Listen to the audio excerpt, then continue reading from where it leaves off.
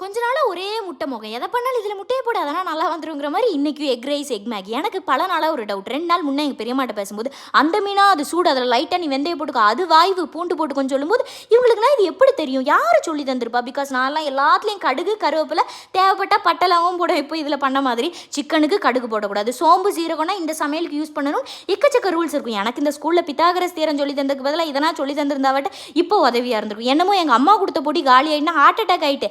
அப்புறம் ஃப்ரிட்ஜில் 1 வருஷத்துக்கு நான் பதுக்கி வச்சிருந்ததை பார்த்த உடனே தான் ஆனந்தம் ஆகிட்டு அந்த ஆனந்தத்தில் 2 தூக்கி மேகியில் போட்ட உடனே அது ரொம்ப காரமாக போயிடுச்சு. ஆனாலும் அதில் கேரட்டு பட்டாணின்னு ஹெல்த்தியர் வெர்ஷன் ஆஃப் மேகி தான் நான் பண்ணிக்கிட்டு இருந்தேன்.